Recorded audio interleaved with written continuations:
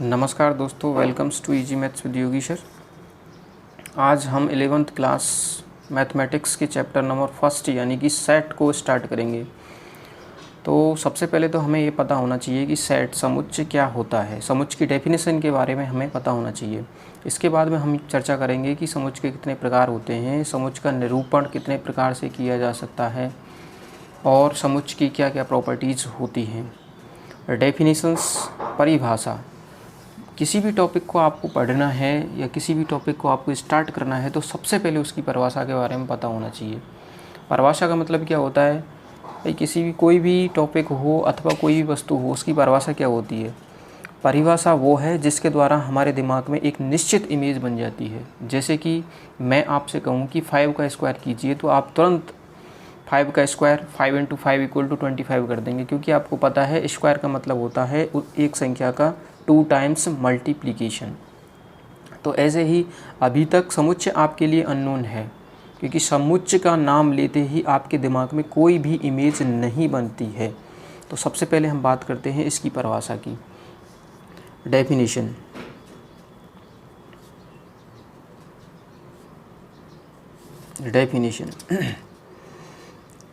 सुपरिभाषित वस्तुओं का संग्रह है। सुपरिभाषित वस्तुओं का संग्रह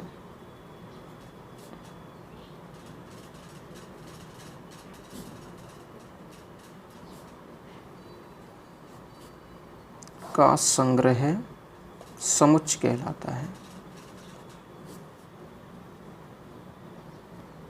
सुपरिभाषित वस्तुओं का संग्रह क्या कहलाता है? समुच्चय। A collection of well defined distinct element is called. यहाँ पर एक वर्ड आया है सुपरिभाषित और एक वर्ड आया है संग्रह। तो सबसे पहले आपके दिमाग में ये इमेज बननी चाहिए कि समुच्चय का मतलब क्या होता है। एक शब्द में यदि हम समुच्चय का मतलब समझना चाहें तो समुच्चय का मतलब होता है संग्रह।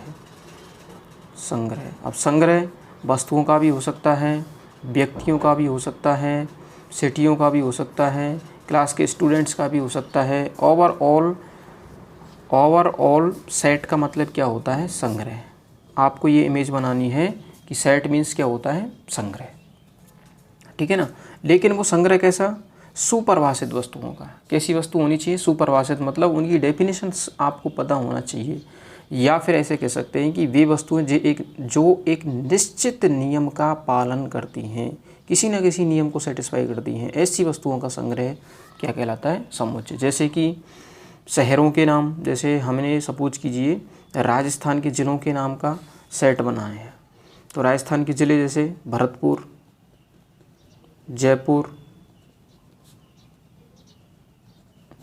बीकानेर, उदयपुर, इस टाइप से हम राजस्थान के ज़िलों के नामों का संग्रह बना सकते हैं। इसी प्रकार से हम 11th कक्षा के बच्चे ले लिए, सपोज करो राम, मोहन, रोहित, रोहन, तो इनका भी हम सेट बना सकते हैं। ऐसे ही सपोज करो हमने अंग्रेजी वर्णमाला के स्वर A, E, I, O, U ये ले लिए। तो ये सभी वस्तुएं क्या है? सुपरिभाषित है। यहाँ आपको पता है ये क्या है? डिस्ट्रिक्ट नेम है। ये क्या है? डिस्ट्रिक्ट है। ये क्या है? क्लास के स्टूडेंट हैं, आपको पता है। ये क्या है? अंग्रेजी वर्णमाला के स्वर हैं। तो इनका समुच्चय बनाया जा सकता है। तो अब आप ऐसे सोच रहे हैं कि सब सुपरिभाषित, तो फिर ऐसी वस्तुएं बताओ या ऐसा कोई स्टेटमेंट बताओ जो कि सुपरिभाषित नहीं है। अभी मैं आपसे ये कहूँ कि 11th कक्षा के बच्चों की अच्छाइयों का समुच्चय बनाओ, तो आप ये नहीं बता सकते कि कौन बच्चा कितना अच्छा है, मतलब किस बच्चे में कितनी अच्छाई है। अच्छाई को आप ना तो माप सकते हैं ना ही तौल सकते हैं, तो इसलिए आप अच्छाइयों का सेट नहीं बना सकते। ऐसे ही आपसे कहा जाए कि एक विलेज में बहुत सारे व्यक्ति रहते हैं, उन व्यक्तियों की बुराइयों का समुच्चय बनाओ या फिर उनकी ईमानदारी का समुच्चय बनाओ, तो ईमानदारी को आप नहीं परिभाषित कर सकते कि कौन व्यक्ति कितना ईमानदार है। इसलिए इस टाइप का कोई भी सेट नहीं बन सकता। अब हम बात करेंगे कि समुच्चय को हमेशा कैपिटल लेटर में व्यक्त किया जाता है। समुच्चय को हमेशा कैपिटल लेटर में लिखा जाता है, जैसे A, B, X, Y, Z, और इसके अवयवों को समुच्चय के जो एलिमेंट, अवयव मतलब एलिमेंट, अवयव को इंग्लिश में बोलेंगे हम एलिमेंट। इसके एलिमेंटों को हमेशा स्मॉल लेटर के द्वारा व्यक्त करेंगे हम। किसके द्वारा व्यक्त करेंगे? स्मॉल लेटर, जैसे कि ए, ई, बी, सी और पी, क्यू, आर। यानी कि एलिमेंट, जो समुच्चय के एलिमेंट होते हैं उनको हम स्मॉल लेटर के द्वारा व्यक्त करेंगे और समुच्चय को किसके द्वारा व्यक्त करेंगे? कैपिटल लेटर के द्वारा। और इनको कॉमा लगा के लिखा जाता है। कैसे लिखा जाता है? कॉमा लगा के लिखेंगे। समुच्चय के अवयवों को कैसे लिखेंगे? कॉमा लगाकर।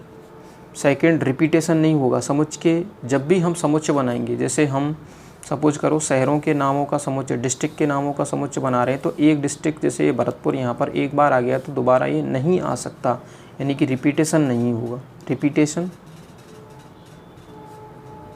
अलाउड नहीं है, अलाउड नहीं। एक लेटर केवल एक बार ही आएगा, ठीक है ना। तो देखिए, जैसे मैंने एक समुच्चय बना दिया, अंग्रेजी वर्णमाला के स्वरों का समुच्चय बना दिया। तो ए, ई, आई, ओ, यू, ठीक है ना। अब यहाँ आप देख रहे हैं समुच्चय के ये एलिमेंट है, इस समुच्चय के सभी एलिमेंट स्मॉल लेटर में हैं। और यहाँ देखो इस समुच्चय को मैं व्यक्त कर रहा हूँ तो कैपिटल लेटर के द्वारा व्यक्त कर रहा हूँ। किसके द्वारा व्यक्त कर रहा हूँ? कैपिटल लेटर के द्वारा व्यक्त कर रहा हूँ।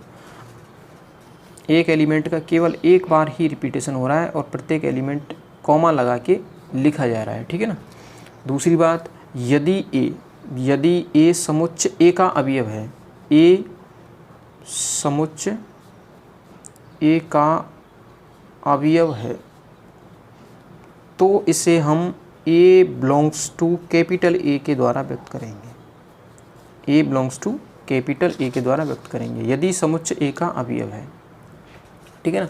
जैसे कि आप जयपुर के निवासी हैं और आप सपोज कीजिए आप कहीं साउथ में काम करने गए या आपकी साउथ में नौकरी लगती है और वहाँ आपसे पूछा जाता है कि आप कहाँ से हो, तो आप क्या बोलते हैं?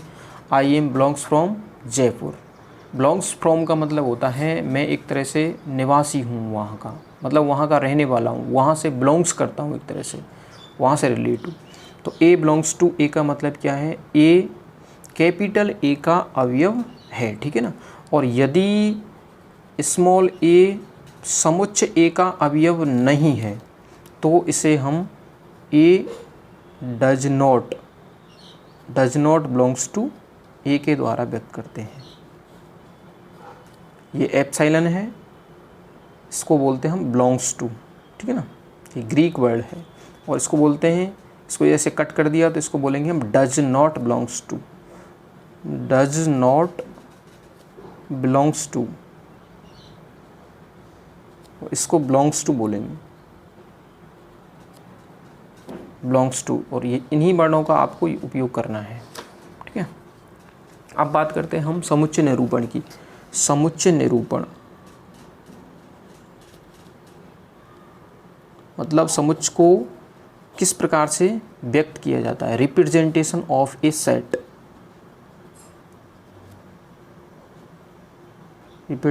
रिप्रेजेंटेशन ऑफ ए सेट, समुच्चय का निरूपण। तो समुच्चय निरूपण की दो विधियां हैं। कितनी विधियां हैं समुच्चय निरूपण की? दो विधियां हैं। फर्स्ट, एक तो है सारणीबद्ध रूप, सारणीबद्ध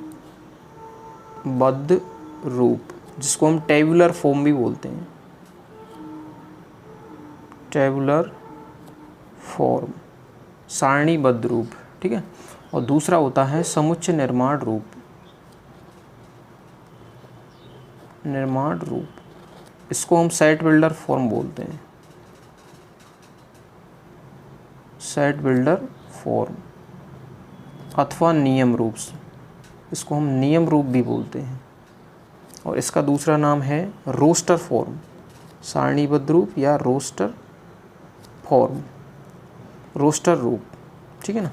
सारणीबद्ध रूप में समुच्चय के अवयवों को, सारणीबद्ध रूप में समुच्चय के अवयवों को एक मजले कोष्ठक के अंदर कॉमा लगा के लिखा जाता है। जैसे मैंने यहाँ पर एक सेट बना दिया, अंग्रेजी वर्णमाला के स्वरों का समुच्चय बना दिया, तो सारणीबद्ध रूप में समुच्चय के अवयवों को कॉमा लगाकर मझले कोष्ठक के अंदर लिखेंगे, ठीक है ना। रिपीटेशन यहाँ भी अलाउड नहीं है। जबकि समुच्चय निर्माण रूप में समुच्चय के अवयव एक निश्चित नियम का पालन करते हैं। इसको हम ऐसे व्यक्त करेंगे, A equal to X where X एक निश्चित नियम का पालन करता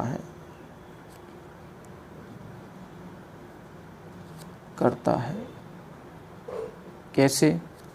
जैसे मैंने ये सेट ले लिया, A is equal to X where X विषम संख्या है, एक्स विषम संख्या है या विषम प्राकृत संख्या है, तो आप समझ जाएंगे x विषम संख्या है, इसका मतलब x का मान क्या है 1, 3, 5, 7, 9 इस टाइप से है, ठीक है ना। तो दोनों रूप आपके समझ में आ गए। समुच्चय निर्माण के कितने रूप हैं? 2 रूप होते हैं, एक तो सारणीबद्ध रूप होता है, दूसरा क्या होता है समुच्चय निर्माण रूप। सारणीबद्ध रूप को हम रोस्टर फॉर्म कहते हैं और समुच्चय निर्माण रूप को हम नियम रूप भी कहते हैं। सारणीबद्ध रूप में समुच्चय के अवयवों को कॉमा लगाकर मझले कोष्ठक के अंदर लिखा जाता है, जबकि समुच्चय निर्माण रूप में समुच्चय के अवयव एक निश्चित नियम का पालन करते हैं। अब हम कुछ मानक समुच्चयों के बारे में बात करेंगे। स्टैंडर्ड सेट, जैसे कि नेचुरल नंबर का सेट होता है, प्राकृत संख्याओं का समुच्चय। फर्स्ट है इसमें प्राकृत संख्याओं का समुच्चय। प्राकृत संख्या आप जानते हैं नेचुरल नंबर। तो प्राकृत संख्याओं के समुच्चय को हम कैपिटल N के द्वारा व्यक्त करते हैं, ठीक है ना। 1, 2, 3, जैसा कि आपको पता है प्राकृत संख्याएं 1 से लेकर कहाँ तक होती हैं? इन्फिनिटी तक होती हैं। दूसरा है होल नंबर।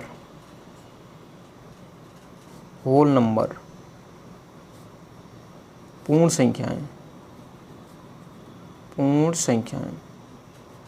संख्याओं को जो समुच्चय है उसको हम W के द्वारा व्यक्त करेंगे और इसमें 0 शामिल हो जाती है, ये 0 से स्टार्ट होती हैं। तीसरा है पूर्णांक संख्याएं, इंटीजर।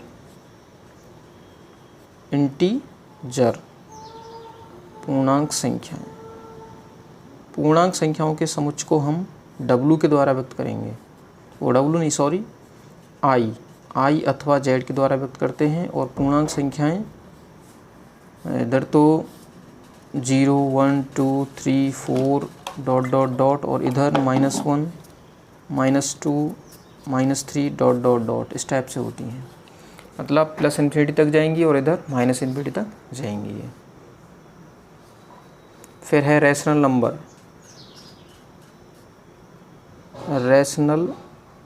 नंबर्स, परिमेय संख्याएं।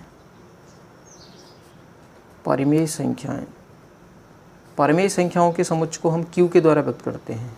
किसके द्वारा व्यक्त करते हैं? Q के द्वारा व्यक्त करते हैं। परिमेय संख्याएं वे संख्याएं जो P/Q के रूप में व्यक्त की जा सकें। वे संख्याएं जो P/Q के रूप में व्यक्त की जा सकें। और PQ किसके एलिमेंट होते हैं? Z में से बिलोंग्स करते हैं। किससे बिलोंग्स करते हैं? ये Z से बिलोंग्स करते हैं। और यहाँ एक शर्त होती है Q does not equal to 0, ठीक है ना। फिर इसके बाद में आता है अपरिमेय संख्याएं, इर्रेशनल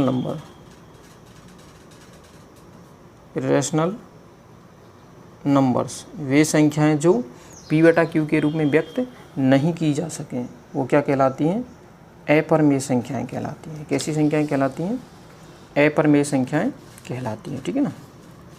फिर इसके बाद में आता है रियल नंबर्स, वास्तविक संख्याएं।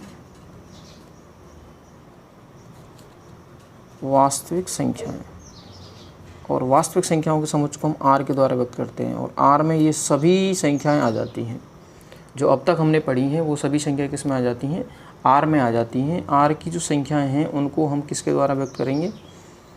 आर में एक तरह से जो रियल लाइन है ना, रियल लाइन मतलब 0, 0.1, 0.2, 0.3 इस टाइप से, और इधर माइनस के 0.1, माइनस 0.2। अब 0.1 और 0.2 इनके मध्य भी कितनी संख्याएं? अनंत संख्याएं। जैसे आपने स्केल पढ़ा है, स्केल पर आपने देखा है कि 1 सेंटीमीटर में 10 जो छोटे छोटे खाने होते हैं, ऐसे ही जो छोटे छोटे खाने होते हैं, एक एक खाना ले लें तो फिर और उसमें 10 बना सकते हैं, फिर उनमें से भी एक और खाना छोटा ले लें तो उसमें भी 10 बना सकते हैं। इसका मतलब है कि जो रियल नंबर्स होती हैं, रियल नंबर्स अनंत होती हैं। कितनी होती हैं? अनंत होती हैं। कोई भी दो नंबर्स ले लो, एनी बड़ी, जैसे कि मैंने 0.1 और 0.2 दो रियल नंबर ले लिए। अब इनके मध्य में मैं संख्याएं प्राप्त करना चाहूँ तो कितनी संख्याएं मिलेंगी मुझे? अनंत मिलेंगी। वो कैसे मिल जाएंगी? ऐसे मिल सकती हैं कि 0.123, 0.12 ये इससे बड़ी है लेकिन 0.2 से छोटी है। ऐसे 0.111 डॉट डॉट डॉट, ये भी 0.1 से बड़ी है लेकिन 0.2 से क्या है? ये छोटी है। तो इस टाइप से हम इसमें अनंत संख्याएं ज्ञात कर सकते हैं। तो अब यहाँ पर ये क्वेश्चन बनता है कि दो प्राकृत संख्याओं के मध्य में यदि संख्याएं ज्ञात करवा रहा है कोई, यदि हमसे ये पूछा जा रहा है कि दो प्राकृत संख्याएं आपके लिए जैसे ये दे दी 2 और 5, इनके मध्य में कितनी संख्याएं होंगी, तो आप आसानी से बता देंगे 3 होंगी। वो 3 और 4 2 होंगी, सॉरी कितनी होंगी? 2 होंगी। लेकिन अभी आपसे पूछा जाए कि दो परमेय संख्याओं के मध्य में आप संख्याओं की संख्या बता सकते हैं क्या? मतलब कितनी संख्याएं होंगी दो परमेय संख्याओं की, तो आप इनको काउंट नहीं कर सकते क्योंकि ये कितनी होंगी? अनंत होंगी। ऐसे ही यदि आपसे पूछा जाए कि 5 के बाद कौन सी प्राकृत संख्या आएगी, तो आप तुरंत उसका जवाब देंगे 6 आएगी। लेकिन आपसे पूछा जाए कि 5 के बाद में कौन सी वास्तविक संख्या आएगी, तो आप इसका जवाब नहीं दे सकते क्योंकि आपको पता ही नहीं है। 5 के बाद में अनंत वास्तविक संख्याएं आती हैं, इसलिए हम ये नहीं बता सकते कि 5 के बाद में कौन सी वास्तविक संख्या आएगी। प्राकृत संख्या तो बता सकते हैं लेकिन वास्तविक संख्या नहीं बता सकते। तो ये स्टैंडर्ड सेट है। और एक होता है कॉम्प्लेक्स नंबर, जिसको कि आने वाले चैप्टर में पढ़ाया जाएगा। कॉम्प्लेक्स नंबर नेक्स्ट चैप्टर में इसको पढ़ाएंगे। सम्मिश्र संख्या चैप्टर नंबर 5 है, सम्मिश्र संख्या है। इसको हम सी से व्यक्त करते हैं। इसके सेट को हम किससे व्यक्त करते हैं? सी से व्यक्त करते हैं। और सी बराबर होता है a plus iota b। Iota के बारे में भी मैं आगे बताऊंगा आपके लिए कि आयोटा क्या है, ठीक है ना। और एक बात और ध्यान रखनी है, जो इरेशनल नंबर्स हैं, इनको हम r माइनस क्यू से व्यक्त कर सकते हैं। मतलब वास्तविक संख्याओं में से यदि रैशनल नंबर्स परमेय संख्याओं को माइनस कर दिया जाए तो कौन सी संख्याएं बचेंगी? इरेशनल नंबर्स बचेंगी, ठीक है। तो ये स्टैंडर्ड सेट हो गए। इस प्रकार से आपको ये स्टैंडर्ड सेट अब याद रखने हैं। स्टैंडर्ड सेट कौन से होते हैं? N W Z Q R C. इस फॉर्म में आपको N W Z Q R C, इस फॉर्म में आपको ये याद रखने हैं, ठीक है ना। इसके बाद मैं आपको नेक्स्ट वीडियो में सिखाऊंगा।